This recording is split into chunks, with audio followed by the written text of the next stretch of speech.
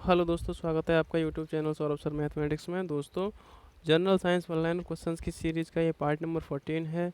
यदि आप UP TET, C TET, super TET, railway, NTPC, SSC GD, SSC SI, police, BEd entrance exams आदि की तैयारी कर रहे हैं तो यह वीडियो आपके लिए बहुत ही महत्वपूर्ण होने वाला है। तो दोस्तों, इस वीडियो को स्किप करके ना देखें। इस वीडियो में 40 क्वेश्चंस को फटाफट अंदाज में हम कवर करने वाले हैं, आपके साथ में डिस्कस करने वाले हैं। तो वीडियो को लास्ट तक देखें, बिल्कुल स्किप ना करें। यदि वीडियो अच्छा लगे तो लाइक करें, शेयर करें, कमेंट करें और इस तरह के और वीडियोस पाने के लिए हमारे चैनल को सब्सक्राइब करें और पास में आए बेल आइकन को अवश्य दबाएं, जिससे कि आपको हमारी वीडियो का नोटिफिकेशन आसानी से मिल सके। और दोस्तों, इसमें 40 क्वेश्चंस के बाद में आपसे 2 क्वेश्चंस पूछे जाएंगे, उनका जवाब आपको हमारे कमेंट बॉक्स में देना है। तो दोस्तों, बिना टाइम को व्यर्थ किए हम स्टार्ट करते हैं वीडियो को। क्वेश्चन नंबर 1 की तरफ चलते हैं। तो क्वेश्चन नंबर 1 है, अंतरिक्ष यात्री अंतरिक्ष में सीधे खड़े नहीं रह सकते हैं, क्यों? क्योंकि गुरुत्व नहीं होता है। इसको हम पहले भी डिस्कस कर चुके हैं। यदि हमारा गुरुत्वाकर्षण बल जो होता है पृथ्वी पर, वह अगर ख़त्म हो जाए तो हम पृथ्वी पर भी एक वायुमंडल में तैरने लगेंगे। हम पृथ्वी पर ना कुछ कर सकेंगे, ना या हम अच्छे से चल पाएंगे। अगला प्रश्न है, संवादक कमरे की छत के नीचे लगाए जाते हैं, क्योंकि संवादक से आपका मतलब होता है कि रोशनदान से। रोशनदान हमारे छत के नीचे लगाए जाते हैं क्योंकि सांस में छोड़ी हुई गर्म हवा ऊपर उठती है और बाहर चली जाती है, इसलिए वो छत के नीचे लगाए जाते हैं। अगला प्रश्न है, जब शुद्ध जल में डिटर्जेंट डाला जाता है तो पृष्ठ तनाव पर क्या प्रभाव पड़ता है? तो पृष्ठ तनाव घट जाता है। इससे अगला प्रश्न है, कपूर के छोटे छोटे टुकड़े जल की सतह पर क्यों नाचते हैं? तो पृष्ठ तनाव के कारण कपूर के छोटे छोटे टुकड़े जल की सतह पर नाचते हैं। अगला प्रश्न है आपका, पानी के निकलने पर पानी से निकालने पर शेविंग ब्रश के बाल आपस में चिपक जाते हैं, इसका क्या कारण हो सकता है? तो यह भी एक पृष्ठ तनाव का ही हमारा उदाहरण है। इससे अगला प्रश्न है, स्थिर पानी में मिट्टी का तेल डालने पर मच्छर कम होते हैं, क्योंकि यह लार्वा से के सांस में बाधा डालता है, इसलिए मच्छर कम होते हैं। अगला प्रश्न है, एक द्रव बूंद की प्रकृति गोल आकार लेने की होती है, जिसका कारण है? इसका भी कारण पृष्ठ तनाव होता है। वर्षा की बूंद का आकार गोलाकार किस कारण से होता है? तो वह पृष्ठ तनाव के कारण होता है। अगला प्रश्न है, हुक का सिद्धांत किससे संबंधित है? तो प्रत्यास्थता से संबंधित होता है हुक का सिद्धांत।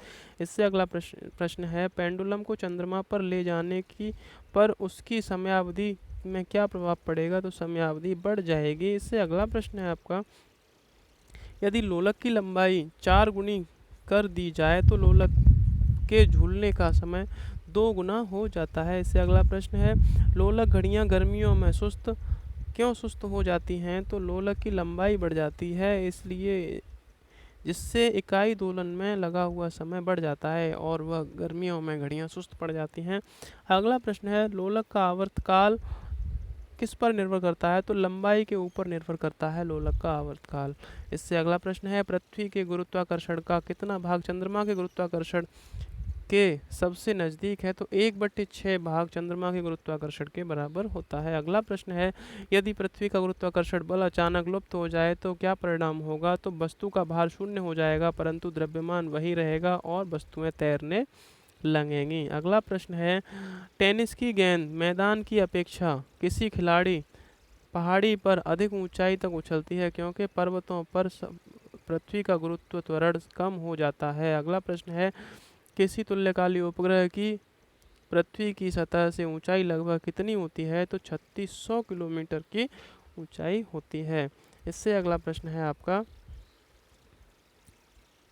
एक लिफ्ट में किसी व्यक्ति का प्रत्यक्ष भार वास्तविक भार से कम होता है जब लिफ्ट जा रही हो तो त्वरण से समान त्वरण के साथ नीचे जा रही हो तो उसका भार कम महसूस होता है। अगला प्रश्न है, पृथ्वी की परितः घूमने वाले कृत्रिम उपग्रह से बाहर गिराई गई गेंद पृथ्वी के परितः उपग्रह के समान आवर्तकाल के साथ उसी की कक्ष में घूमने लगेगी। अगला प्रश्न है, किसी लिफ्ट में बैठे हुए व्यक्ति को अपना भार कब अधिक मालूम होता है? जब लिफ्ट त्वरित गति से ऊपर की ओर जाती है तो उसे अपना भार सबसे अधिक मालूम होता है। अगले प्रश्न की तरफ चलते हैं। बहुत ही महत्वपूर्ण प्रश्न है, दूरबीन का आविष्कार किसने किया था? ये आविष्कार से ज़्यादा पूछे जाते हैं और रेलवे एनटीपीसी और रेलवे ग्रुप डी में यह प्रश्न अधिक बार आने वाले हैं। तो उसका आविष्कार गैलीलियो ने किया था।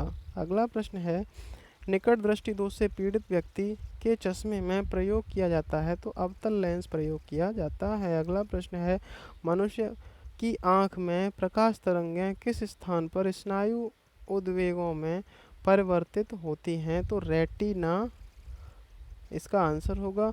आप बताएंगे दोस्तों कि दूर दृष्टि दोष के लिए किस लेंस का प्रयोग किया जाता है। अब निकट दृष्टि दोष क्या होता है और दूर दृष्टि दोष क्या होता है, इसको समझ लेंगे कि निकट दृष्टि दोष में तो निकट की वस्तुएं तो स्पष्ट दिखाई देती हैं लेकिन दूर की वस्तुएं स्पष्ट दिखाई नहीं देती हैं और उसमें अवतल लेंस का प्रयोग उसके निवारण के लिए किया जाता है। जबकि दूर दृष्टि दोष जो होता है उसमें दूर की वस्तुएं साफ दिखाई देती हैं लेकिन निकट की वस्तुएं साफ दिखाई नहीं देती हैं, तो उसमें उत्तल लेंस का प्रयोग किया जाता है। अवतल लेंस जो होता है वो किरणों को विस्तारित करता है और उत्तल लेंस जो होता है वो सभी किरणों को एक जगह समाहित कर देता है, तो जिससे कि वह पास की वस्तुओं को देखने के काम आता है और यह अवतल लेंस जो है वो दूर की वस्तुओं को देखने के काम आता है। अगला प्रश्न है, नेत्रदान में दाता की आंख से किस हिस्से को प्रतिरोपित किया जाता है? तो कॉर्निया जो नेत्र का भाग होता है उससे प्रतिरोपित किया जाता है। इससे अगला प्रश्न है, आंख के किस भाग द्वारा आंख में प्रवेश करने वाले प्रकाश की मात्रा नियंत्रित होती है? तो आइरिस जो होती है, आंख का जो भाग होता है आइरिस, उसमें उसके द्वारा प्रकाश की मात्रा को नियंत्रित किया जाता है। अगला प्रश्न है, सबसे कम तरंग दैर्ध्य वाला प्रकाश कौन सा होता है? तो सबसे कम तरंग दैर्ध्य वाला प्रकाश बैंगनी रंग का प्रकाश होता है। अगला प्रश्न है, यदि वायुमंडल न हो तो पृथ्वी से आकाश किस रंग का दिखाई देगा? तो काले रंग का दिखाई देगा। अगला प्रश्न है, सूर्य की किरणों में कितने रंग होते हैं? तो सूर्य की किरणों में 7 रंग होते हैं, तो उसको विव की ओर से डिनोट करते हैं। हिंदी में उसे बैजानीहा पीनला कहते हैं, जो कि पहले कलर का पहला वर्ड जो है हिंदी का उससे डिनोट कर देते हैं। अगला प्रश्न है, और उसे प्रिज्म लगाकर देखा जाता है तो उसमें सब दिखाई दे जाता है। एक प्रकाश की किरण आती है और यहाँ से निकलते हुए 7 प्रकाश की किरणें आपस में अलग अलग अपने अपने प्रकाश को लेकर समाहित होती हैं। ठीक है दोस्तों, अगला प्रश्न है, प्रकाश का तरंग निश्चित किया जाता है तो तरंग दैर्ध्य द्वारा प्रकाश का रंग निश्चित किया जाता है। इससे अगला प्रश्न है, लाल कांच को अधिक ताप पर गर्म करने पर कैसा दिखाई देता है? तो लाल कांच ज़्यादा गर्म होने पर हरे कलर का दिखाई देता है। ये बहुत ही महत्वपूर्ण प्रश्न है जो आने वाला है। 3 मूल रंग हैं। मूल रंगों का ये क्वेश्चन पुलिस में और रेलवे में आधे एग्जामों में बहुत बार पूछा जाता है। यूपी बीएड एंट्रेंस एग्जाम्स में, बीएड एंट्रेंस एग्जाम्स में पूछा जाता है। तो 3 मूल रंग होते हैं, नीला, लाल और हरा। ये तीनों मूल रंग होते हैं जिन्हें कि हम प्राथमिक रंग भी कहते हैं। अगला प्रश्न है, धूप के चश्मे की दक्षता कितनी होती है? तो 0 डायोप्टर धूप के चश्मे की दक्षता होती है।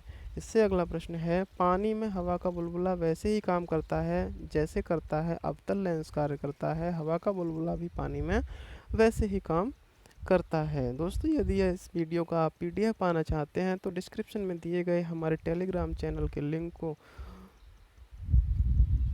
क्लिक कर हमारे टेलीग्राम चैनल को ज्वाइन करें, जिससे कि आपको इस वीडियो और भी अधिक वीडियोस हैं उनके सभी के नोटिफिकेशन पीडीएफ आपको मुफ्त में मुहैया कराए जाएंगे। और यदि आपको वीडियो अच्छा लगा हो तो हमारे चैनल को सब्सक्राइब करें और लाइक करें वीडियो को। और वीडियो पाने के लिए हमारे चैनल को सब्सक्राइब कर पास में बेल आइकन को अवश्य दबाएं, जिससे कि आपको हमारी वीडियो का नोटिफिकेशन सबसे पहले मिल सके। अगला प्रश्न है, मानव आँख की रेटिना पर किसका प्रतिबिंब बनता है? कैसा प्रतिबिंब बनता है? तो वास्तविक बनता है लेकिन उल्टा बनता है। अगला प्रश्न है, दाढ़ी बनाने के लिए काम में लेते हैं तो अवतल दर्पण को दाढ़ी बनाने के लिए काम में लिया जाता है। इससे अगला प्रश्न है, आकाश नीला दिखाई पड़ता है क्योंकि नीले प्रकाश का प्रकीर्णन सबसे अधिक होता है, तो इसीलिए आकाश नीला दिखाई पड़ता है। अगला प्रश्न है, जब प्रकाश की किरण एक माध्यम से दूसरे माध्यम में जाती है तो इसकी आवृत्ति पर क्या प्रभाव पड़ता है, तो आवृत्ति समान बनी रहती है। अगला प्रश्न है, किसके कारण आकाश नीला दिखाई देता है, तो प्रकीर्णन के कारण आकाश नीला दिखाई देता है। अगला प्रश्न है, हीरा चमकदार दिखाई देता है, तो सामूहिक आंतरिक परावर्तन के कारण हीरा चमकदार दिखाई देता है। इससे अगला प्रश्न है, इंद्रधनुष कितने रंग दिखाता है, तो इंद्रधनुष में 7 रंगों को देखा जाता है। इससे अगला प्रश्न है, पराश्रव्य तरंगों को सीटी मारकर सबसे पहले किसने उत्पन्न किया, इसका आंसर आपको हमारे कमेंट बॉक्स में देना है यदि आपको इसका आंसर आता है तो। यदि अगर नहीं आता है आपको इसका आंसर, तो आप हमारा इससे पहले वाला वीडियो इसके पहले प्लेलिस्ट में जाकर आपको देखने को मिलेगा, आप उसमें इसका आंसर देख सकते हैं। अगला प्रश्न है, बारूद किस प्रकार का मिश्रण है, तो बारूद जिस प्रकार का मिश्रण है वह आप हमें कमेंट बॉक्स में लिखकर बताएं यदि आपको इसका आंसर आता है तो। यदि नहीं आता है तो हमारे आने वाले वीडियो का इंतज़ार करें और उसके लिए हमारे चैनल को सब्सक्राइब कर पास में बेल आइकन को अवश्य दबाएं, जिससे कि आपको नोटिफिकेशन मिल जाए हमारे आने वाले वीडियो का और आप इस क्वेश्चंस का आंसर भी क्लियर कर सकें और 40 क्वेश्चंस को कवर कर 2 नए क्वेश्चंस आपके लिए चुनौती के लिए दिए जा सकें। तो दोस्तों, वीडियो अच्छा लगा हो तो लाइक कमेंट शेयर करें और हमारे चैनल को सब्सक्राइब करें। धन्यवाद दोस्तों।